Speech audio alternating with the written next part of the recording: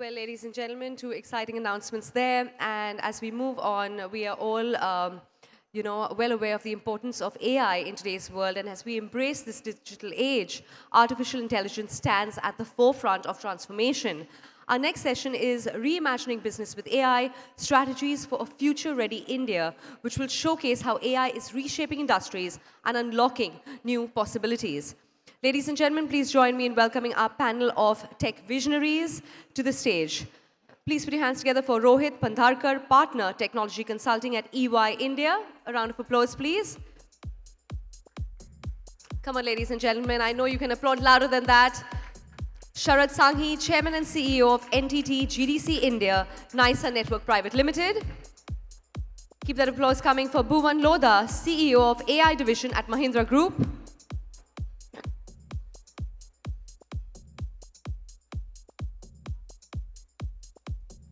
Up next, we have Aakrit Vaish, advisor at IndiaAI.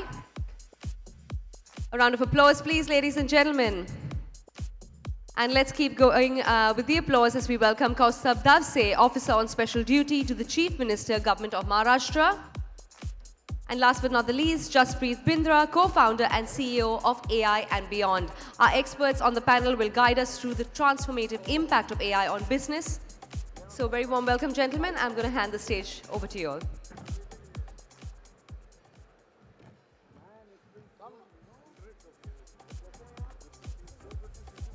I know we have so much to catch up on.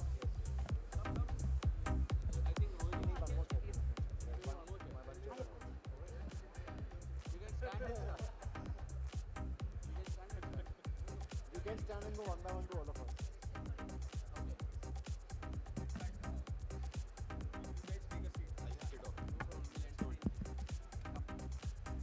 There it is.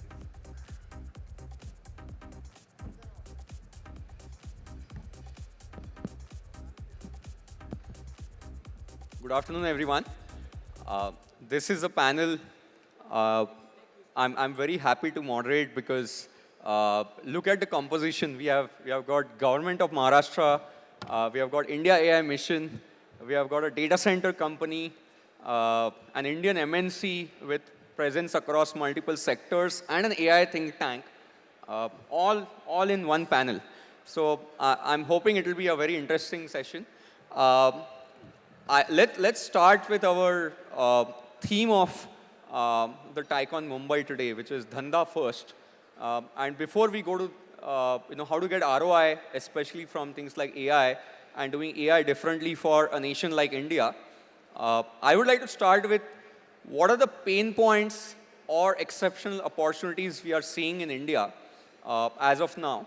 And let's start with Kaustubh, which is where in government as well as in a state like Maharashtra are you seeing the biggest pain points, opportunities, as well as what the government is doing about it? Hello, good afternoon. It's an absolute pleasure to be here, and I guess everybody is well eaten now. So bear with us as we navigate this very interesting, enigmatic and exciting topic about AI and its implementations and its challenges. As far as Government of Maharashtra is concerned, we were a very early mover in the AI space, in fact. We realized the potential of the technology and we decided to embrace it very early. In fact, in 2018, I remember that we set up the first Institute of AI with the Wadhwani Foundation and Mumbai University, which the Honorable Prime Minister inaugurated. The idea basically was that as a policy maker, because you said challenges, pain points and opportunities, I think as a policy maker for a technology which is constantly evolving, it's always going to be a process of catching up. And while the broad-based framework of how AI is expanding and how is it going to impact industries, what is the addition that it will do in terms of value in jobs, what are the mundane tasks that will be taken over, what is the cognitive offload that will happen once AI takes over most of our activities at the lowest level. So these are all situations that the government looks at closely. Largely, the government's role is very simple. Our job is to really enable. So first, I've already stated that we have embraced AI wholeheartedly, and we have, from that point in time, deployed several solutions. We have deployed mechanisms to, whether it's in the skilling area, whether it's an implementation area, some of the very early pilots. In fact, I remember one of the earliest pilot that we did was that we mapped how people cough, and we can determine whether it's a particular disease. And we had deployed that system in most of the BMC hospitals. That system actually helped us, or helped the government then during COVID significantly, to kind of understand from the cough patterns. And as the system was learning and understanding more, so my sense is that government has a crucial role to play. We are the largest custodians of data, and AI essentially feeds on data. It improves on data. It maximizes its potential on various scenarios. So we will play a crucial role. We will touch various aspects of it. And I don't necessarily see any pain points. I believe that we look at it very progressively. We look at it from a standpoint of how it can benefit industry, how it can benefit governments, and we don't necessarily subscribe to the view that it may lead to a large loss of jobs. The reason being is that you just have to upskill people, and there will be a various different set of jobs that will open up when the AI wave takes over. And really, I mean, you don't want to be an economy where you keep on doing back-end processing for all your life. I mean, most of the developed economies don't do back-end processing at all. In fact, they all put it on India in the early 2000s. That's why I finished my engineering in 2000, and the only great jobs that were available, high-paying jobs, were the BPO jobs. And we lost out on the product development, product initiative curve at that point in time. So I believe that the vision set by the Honorable Prime Minister and also the Honorable Chief Minister of Maharashtra, we are very clear, and we look at this as a great opportunity. Thank you. My next question is to Aakrit. And Aakrit, we are looking at you in two roles today here. One is as a representative from the India AI mission, as well as a former entrepreneur. I would like to hear from you. Not former, not current former. as well. Always an entrepreneur.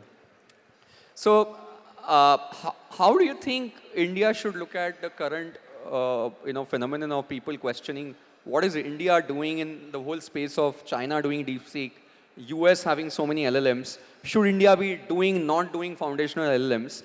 And since you're part of the whole India AI mission thinking as well, what's your take on that as to how should India look at it, and what's the right thing perhaps for India to do? I honestly think it was a bit of a pointless debate for the last 2 years that was going on. I don't know any other country that was asking this question. India was the only country that for 2 years even asked this question. I mean, there are countries either who are doing it or not doing it. I don't understand why sometimes everything in our country has to become a debate and a topic that media likes to carry. I have been very clear. I mean, I built an AI company for 10 years. And then when I was leaving, or rather transitioning from my CEO role, one of the reasons why I decided to take this very different sort of path was, you absolutely have to build foundation models in this country. There is not even a doubt about it. There are several reasons, but I will list down 3 very important ones. The first is we are one of the most unique countries that has so many different languages and cultures. The US has 1 or maybe 2 primary languages. China maybe has 2, 3 languages. We have 22 official languages. And on top of that, a number of unofficial languages. And also the size of population that we service at about 1.5 billion, that's what, like 10%? No, 15% of the world's population. So for that population, you're not going to have something that's natively built. It was kind of confusing to me. The second was related to KD's point here. Any AI ecosystem in the world, whether it is the US, China, or even France or the Middle East, has only gotten spurred when there has been foundational research that has happened. People keep asking, people keep talking about it. I know Jaspreet writes about it a little bit too. I have been the most vocal about this. There are not there are barely any AI startups in India today. I would argue the most popular AI startups in India are the ones that we built over the last few years. And the reason is because the foundational research work is not happening. So unless you do that, how are you going to be able to give rise to an AI ecosystem around you? So that second reason became absolutely clear. And the third is, now I'm taking the government hat a little bit, is if you think for a second that AI is going to be like space or nuclear, how can we not have a national strategy and a national innovation ecosystem on it? I mean, I'm not saying that will happen, but what if, 20 years later, Donald Trump's junior is around and he decides to shut the switches off on US models for India? Or what if China says that, look, our models are only available in China. How is India as a national security matter going to deal with it? So, I mean, for me, the answer was always very much yes. I think the debate was, like I said, a little bit blown out of proportion. And also the people who were on the other side of the debate were thinking a little bit more on the commercial aspect, which may be valid, I don't know. But the other three reasons are big enough to be able to go do it. AI sovereignty and AI Atmanirbharta is also a big thing. And which brings me to Sharad, which is bringing data and keeping it in India and running AI for India, in India, by India. So I would like to ask you, Sharad, about the whole readiness of GPU clouds in India. And where is the capacity that has been built over the last 20 years? Somewhere about 2 gigawatt of normal data centers. What do you see happen in the next 3 years? What is required? Are we ready for it? Where does India stand today? Thank you for the question. So over the last 20 years, India has built about 2 gigawatt of data center capacity. And I think one thing that Kaustubh didn't mention, one of the good things that the government of Maharashtra has done is actually also had a very forward-thinking data center policy, which is why Mumbai is the data center capital of the country with 40% of India's data centers in Mumbai, right? So I think in the next 3 years, we're going to more than double the capacity. Because simple, a standard rack of traditional compute would take 10 to 12 kilowatts, right? And with the Hopper GPUs, that became about 20 to 40 kilowatts. The Blackwell GPUs that are coming are going to be 130 kilowatts per rack, right? So the GB200 is 130 kilowatts per rack. So just with the proliferation of these GPUs, which we're going to see across the board, the hyperscalers are doing it, AI cloud platforms like us are doing it. You're going to see a huge explosion in data center capacity, not only in India, but also the world. I think one good thing that Maharashtra has done, government has also done, is provide a very good framework and policy, very quick approvals to set up these infrastructures, also setting up an innovation city very soon. So that has actually prompted. So I believe this is very bright, and I think India and Maharashtra are absolutely ready to take in this thing. I think I'll tell you why the challenge is, right? The challenge is no data center keeps liquid cooling capacity ready. So if you want liquid cool, let's say you've imported liquid cooled GPUs and you want to deploy them, you have to give the data centers at least 6 to 9 months so there is a lag to prepare the capacity. Yeah. So you have and to you will build it when there is demand. Yeah, you have to kind of time your GPU imports along with data center readiness. So that's the only challenge. So it's a little bit of a chicken and egg, but otherwise India is absolutely ready. We've done liquid cooling and liquid immersion cooling back in 2022. So there's absolutely no problem from a readiness perspective. So coming to corporates, Bhuwan, would love to hear your thoughts on where do you see the opportunities of AI already happening, giving ROI? And what examples could you give from the Mahindra group? And you're currently reading Mahindra.ai. Can you talk a bit more about that as well as to why this whole entity was set up and what's the goal through this? See, AI is, first of all, thank you for having me on the panel. It's an exciting set of speakers. AI is a different technology. It's not linear.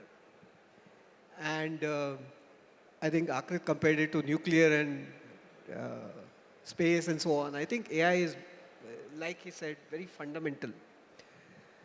So instead of looking at what AI can do, how AI can impact businesses, we're trying to flip it on the head and say, what are the problems? And where are the opportunities in the business? And then seeing, is AI the right, or is AI ready now to help you solve those problems? These problems, look, any business has only three problems, right? There is top line growth problem, there is a productivity and bottom line problem, and there is a opportunity on the customer experience side. And I think AI is one technology which is cutting across all three opportunities. So there is growth that AI can unlock. There is serious productivity and efficiency play that AI can bring in. And customer experience with Gen AI we have seen can be scaled up to n is equal to 1 personalization level. So there's significant opportunity there. After we realized how fundamental the technology is at Mahindra Group, we moved away from AI projects being side hustles for IT teams to, in a way, bringing the entire firepower into a central team, which allows at-scale deployment of large-scale IT projects to be powered with AI. And AI is now seen as a transformative force and not just as a tool. And in that sense, for us, AI is about helping our businesses in the Mahindra Group use AI to be successful, getting all of our businesses the right access to all the capabilities across the board when it comes to expertise, software, hardware, compute capacity, and so on, as well as making the organization at a group level future ready by bringing in talent that can take on the next set of challenges that the group is going to work on. So that's the thesis of Mahindra AI. All right. Coming to Jaspreet. Jaspreet, first of all, you've been on the tech circle for quite a few years, and you have seen the changes of the waves as well from VR, blockchain, AI, etc. And you're running an AI think tank called AI&Beyond. Can you talk a bit more about what an AI think tank is and how you see this think tank contributing towards India and the AI ecosystem? Thanks, Rohit, and it's great to be here and meet human beings whom I have known and admired for a long time. And actually, I'll say three things. I'll take 3 minutes in total.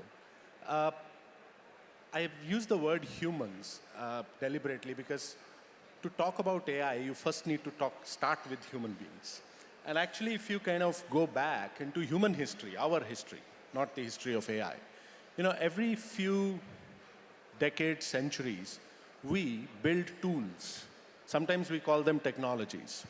And some of these tools, these GPTs, not the GPT of ChatGPT, but general purpose technologies, actually create literally new eras, new revolutions. And so we created a set of tools many, many centuries back, which made food abundant, which was the agricultural revolution. And then we created some more tools and made labor abundant with the Industrial Revolution. And then a little further on, information became free because of internet search and such other technologies, tools that we created. At the cusp of each era, all of us humans were excited and frightened in equal measure. And now we are actually at the cusp of the next era, where intelligence becomes free because of a technology tool that we have created called artificial intelligence. And as with every other era, revolution, we are kind of frightened and excited in equal measure. Perhaps the audience here is more excited than frightened, but that's what. Why I say this is because of some of the points that Aakrit mentioned a little while earlier, and that's my point too. See, AI is no longer a technology. It ceased becoming one many years, centuries, or whatever, decades back. It has become a shape-shifting, life-shifting, global-shifting force. And a lot of work I do, and I'm gradually coming to the AI and beyond bit, is not in core AI, but in what I call the intersections, where AI intersects with society, for example, or AI intersects with philosophy, Indian philosophy, or where AI intersects with geopolitics. We have seen the geopolitics happening on a daily basis driven by AI. or where AI intersects with history or with civilization. And the intersections are important because AI has become a global, a shape-shifting force. And so we cannot no longer afford to, ignore it. And that's why the pointless debates of whether we should do this or not do this, build this or not build that, this whole new era isn't going to wait for us to have those debates, frankly, because that's changing. And that, therefore, brings me to the third and final thing. So, I did a lot of work in this. I was in Cambridge doing a bunch of stuff on this, etc. And then eventually, AI and beyond, and the and beyond part is important because it's beyond AI as a tech and beyond just the tech of AI, works a lot on what we term as AI literacy. And the premise is very simple, that look, the definition of literacy for all of us, and I'm not saying this for AI beyond, I'm saying this for all of us, is going to change from knowing how to read, write, and do arithmetic, which was the definition of literacy, to read, write, arithmetic, and how you naturally, instinctively work with AI. So it's not about training or expertise or upskilling. It's literally literacy. You have to learn the grammar and the structure of the language, and then you'll kind of start doing stuff in it. And so at AI and Beyond, just as a plug, we build AI literacy in organizations and beyond organizations about how, if 1 billion plus people can become AI literate, everything changes. And that's what we really do, and that's really the background for it. Thanks. My next question is to Kaustubh. Kaustubh, I think for the audience here, we would love to hear, you were recently in Jan at Davos, and how is India's perception globally changing that you have been seeing over the years at Davos, as well as especially from technology and AI perspective? Are they looking at us as consumers, customers, or producers, researchers, innovators? If you could talk about that a bit. And the second question in the same round I would like to ask is, what is the government doing on AI upskilling? Which is like, I remember several years back, Maharashtra government ran a great program called MSCIT, which is, you get a certificate, and that certificate stood for certain basic computer skills. And it actually made a lot of difference at the grassroots levels. So any such thing or any upskilling roadmap in place or upcoming for Maharashtra? No, great question. So we had a resounding success in Davos. Davos, the theme essentially was AI in the intelligent age, and there was a great momentum towards India. First time in the history of Davos, ladies and gentlemen, you should know this. For the first time in the history of Davos, individual states didn't have a pavilion. There was an India pavilion, and all the states were in the same pavilion. So this was really, really remarkable change that had happened. Every state did not get enough space, but that's fine. But the key was that we were able to present a very solid, unified picture of the strength of the country. I believe that the world wants us to succeed. Considering the geopolitics everywhere, various important democracies and some not, they are very keen that India does well. And they are providing the necessary impetus by giving policy and foreign policy support. So I believe that, just to cite an example for Maharashtra, we were able to generate investment interest to the tune of $192 billion US. It's a record in itself. And what astounded us the most is that every single person who came to our pavilion or who was waiting to meet us, or not just us, whether it was Chandrababu Naidu Garu, or whether it was Revant Reddy from Telangana, whether it was I think Mr. Salim was not there, his industry minister was there. People were very keen to meet Indian heads of state and wanting to see what India is doing differently. And that is why this conversation is very important, because the important facets that all the speakers have brought about, whether Aakrit spoke about, this question is so irrelevant that whether you are building an LLM or not. And I totally agree with it. It's just that it needs about $8-10 billion. So that's the second piece of it. It needs real solid support from the government. And that is what government has enabled through BharatGen, which is basically their own LLM model that they're building with in IIT Mumbai with the professor driving it. So my sense is that there was a great momentum for India. People want, or rather countries want India to be successful, to become a major force. And AI, as he correctly said, and I remember Harry Potter series reading when you said shape-shifting. And that's the truth. AI is, enigmatic, ever-changing, but the real reason why these conversations are important. Just a week, 10 days ago, Aakrit and Government of Maharashtra, Aakrit represents TEAM, Technology Entrepreneurs Association Mumbai. In fact, Sharad also represents TEAM. We had the largest AI event in Asia. And we were able to throw caution to the world. That's when we announced the Innovation City. We announced that we will have a process, a program. And at that point in time, as that event was going, 10,000 women were getting trained in AI. And we need to scale it at the level at which it becomes like a norm across the length and breadth of this country, because the human resource that is going to be required to really change and provide support to the AI developing technologies has to come from India, largely will come from Maharashtra. So both these points, crucial. India is looking great in the world. Maharashtra is leading the way because Maharashtra is the gateway to India's $5 trillion economy goal. So we have to lead the way. But most importantly, there is an increased confidence on India, on its capabilities. And as I said before, the world wants us to succeed. That's great to hear, Kaustubh.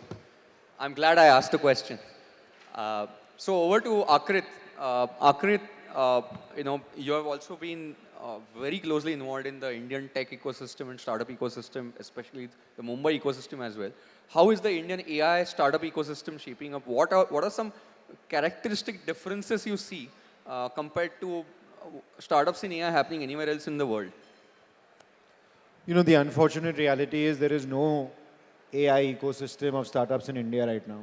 As hard as it may sound, the reality on the ground is nobody will talk about it. I'm the only one who's been left to yell about this every day. And I'll do it happily till somebody proves me wrong. Jaspreet alluded to this a little bit, right? I mean, I'm just so tired of just conversations. I have done the math.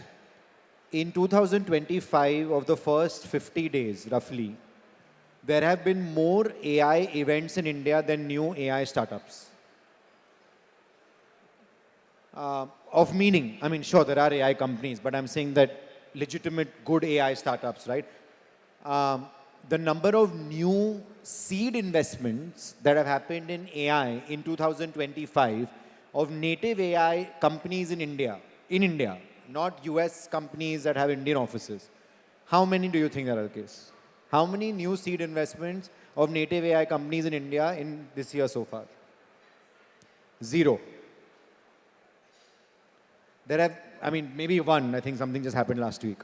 So the reality is that, I can go on and on about this because this is a topic I spend a lot of my time on. The reality is that there is a lot of excitement. Of course, everybody wants to build. There are people building tools, wrappers, small things, but we are not even on the playing field today, unfortunately. And that's why out of the last 6 months, I spent 60% of my time traveling to Delhi. I was fortunate to be in Davos with Kaustubh and Paris with PM Modi's when he went for the AI summit, actually figuring out how to change that. Because the on-the-ground reality is there's not as many companies as we'd like. Like I said, there's a combination of reasons we can go into which will take too long. Obviously, what needs to change is a little bit more risky capital appetite, more research talent, and if somebody builds models and hopefully things build around that, access to market, right? Like today, there are not as many consumer AI use cases. Most use cases are B2B-ish, which ends up meaning that you need, again, global markets to open up for talent and many other things. I think the constant hope is that it will happen. But as my friend always used to say, hope cannot be a strategy. So I think there's enough of us trying to do something about it. Thanks, Aakrit. I appreciate you for being so forthright. Very few people will dare to say that on a large forum that, let's call a spade a spade. What's not happening is not happening. We need to do more. Agree with you. My next question is to Sharad on, you have built these GPU data centers. Who are the folks using it? What are they using it for? And what ROI are your end customers really seeing by using those GPUs? Yeah, so we are seeing traction in multiple areas. I think from a training and fine-tuning perspective, we are seeing a lot of traction with research institutes. Kaustubh mentioned Bharat Jain, and institutes like that are using our GPU platform. We're also seeing AI native startups. I know Aakrit is saying there are a few of them, but there are, maybe not this year, but in the past. Applied AI. Applied AI startups. Yeah, from previous years. They are from previous years. That we are seeing some good traction there as well. We are seeing in the enterprise sector, we are seeing adoption in banking, in insurance, in healthcare, media verticals. And also we are seeing some traction from government centers of excellence that the government has set up, right? So that's where we are seeing the traction.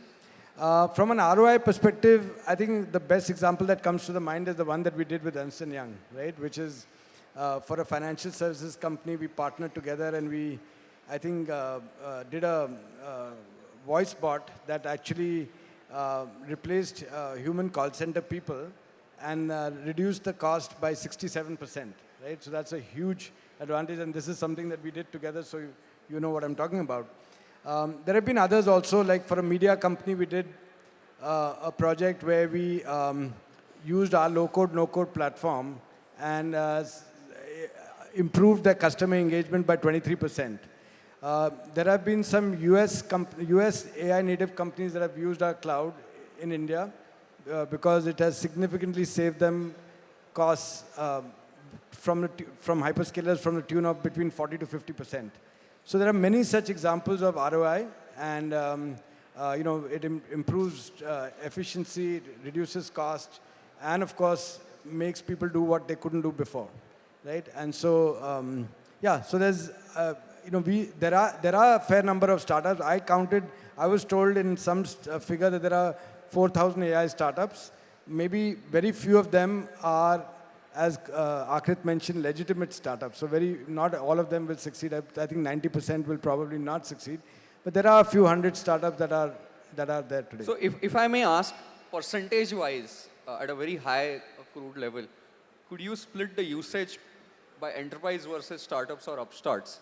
Would it be like 70-30, 80-20? So I think AI itself is not new, right? AI has been there for a long time. And Gen AI is a little bit over 2 years old. And I think most enterprises have been using AI, like for example, in the banks, all the leading banks of India have hundreds of people in their AI and ML teams building machine learning models for fraud detection in banks and a lot of other Classical things. AI. Yeah, classical AI. They've been using it, right? Machine learning has been there for a very, very long time. And so, I don't think from an adoption perspective, I think I would probably say that enterprises are larger, but because they've been doing it at some point. And larger volumes. Larger volumes, yes, absolutely. So, Bhuwan, my question to you is again on ROI. This ROI from Gen AI and LLMs is something very elusive. There is so much confusion, debate around it.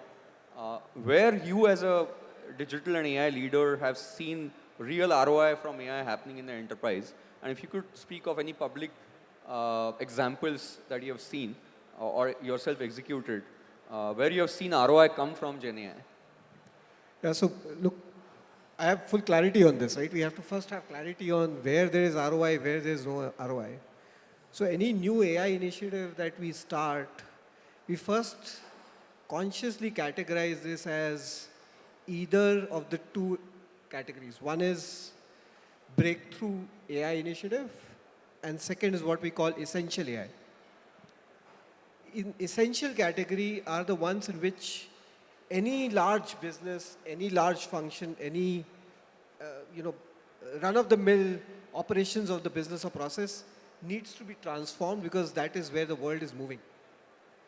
The ROI is to be calculated as the cost of not doing it eventually. So that's one way of calculating ROI, and many, like marketing is changing, sales is changing, manufacturing is changing, and so on. And then there are certain lighthouse or breakthrough AI projects or AI ideas where you use AI to do things that you were not able to do earlier, like reducing time to market for a certain product, or inventing a new material, or making your car speak to you, right? Those are things that you would not be able to do without this technology, and you're now unlocking with it. And there the ROI doesn't need to be calculated, it is apparent, right? You don't sit down with an Excel sheet and calculate how many GPUs do I need, and hence what is the assumption on traffic, and hence what is the ROI. I think it is pretty apparent, and the case makes for itself. But what's important is not to confuse the two. Because the moment we start calculating ROI of things that are becoming essential, it's like calculating ROI for using email. There is no ROI for using email. You have to use GenAI in order to do knowledge work in the future. Everybody will have to do it.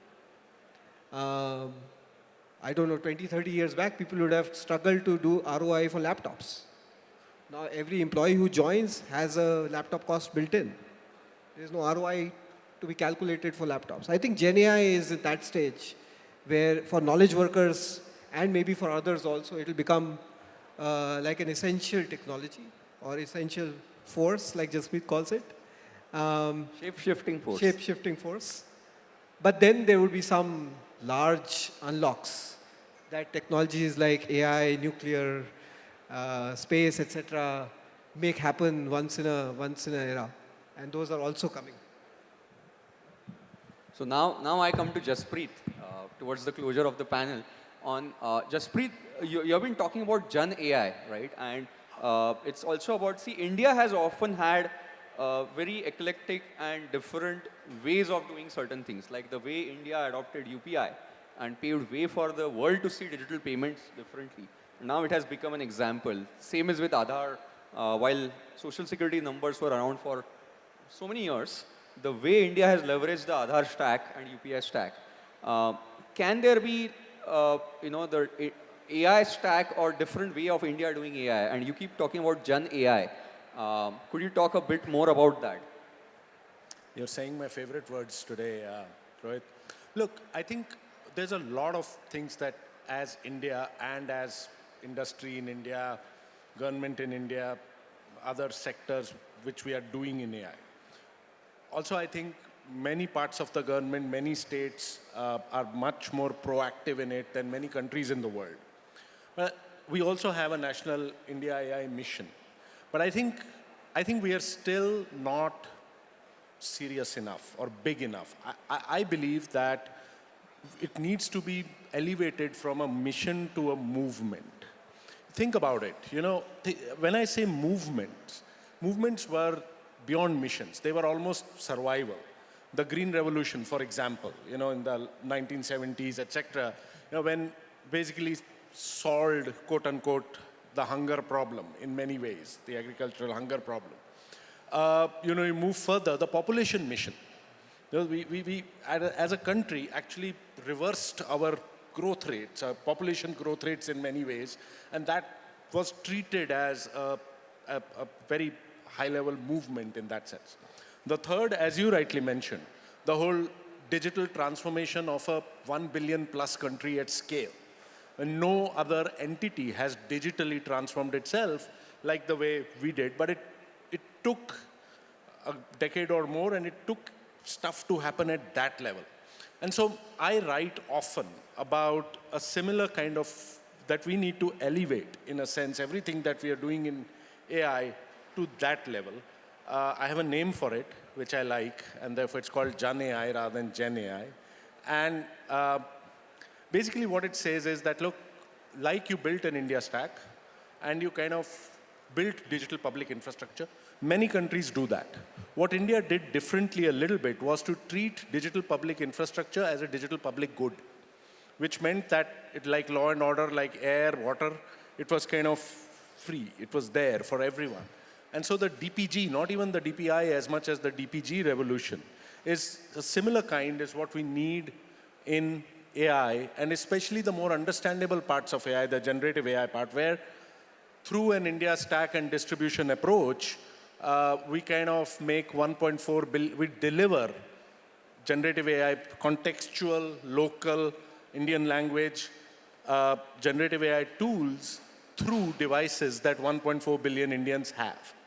And what that can do is as much a transformation, if not bigger, to what digital did. Now, it could create a few 100 million creators, for example. Okay.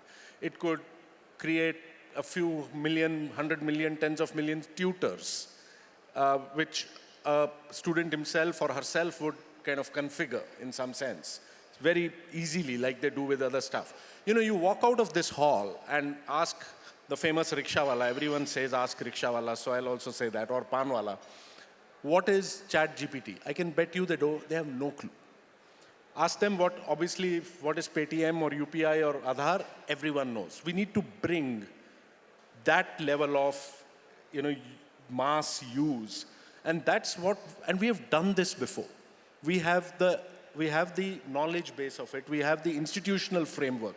We have the legal framework. You know, we have the cooperation framework between government, academia, etc. But I think to do that, and people are trying to do that. I mean, there are people plus AI, multiple people are trying to do that. But I think unless it's brought up to that level, and true, from Gen AI we go to Jan AI, is where India will leap forward. It cannot follow the Chinese way, it cannot follow the US way, it's not going to happen. Okay, but this is the way that I believe we can get there.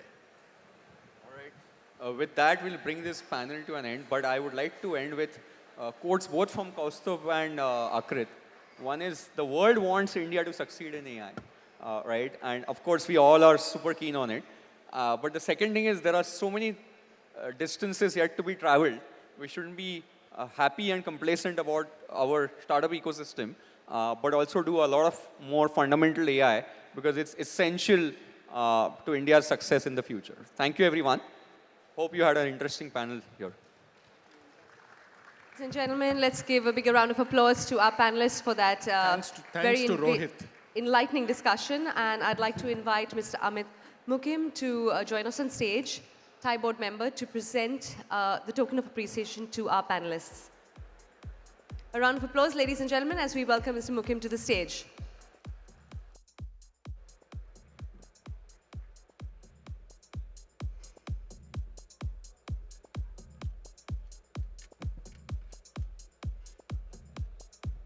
Big thank you to our moderator and all our panelists, of course. Thank you once again to Rohit Pandharkar, Sharad Sanghi, Bhuwan, Lodha, Aakrit Vaish, Kaustubh Dhavse, and Jaspreet, Bindra. We appreciate, gentlemen, you're sharing these futuristic strategies and actionable insights on AI adoption with us this afternoon.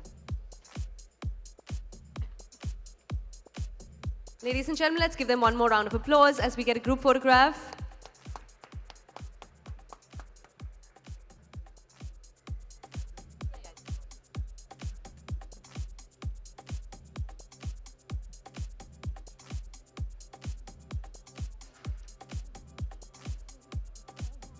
Thank you once again, gentlemen. And I'm going to request Mr. Mukim to stay on stage because he's going to take a lead in our next session. Just bear with us a moment. We're going to get the stage cleared. And up next, ladies and gentlemen, we shall turn our attention to healthcare innovation.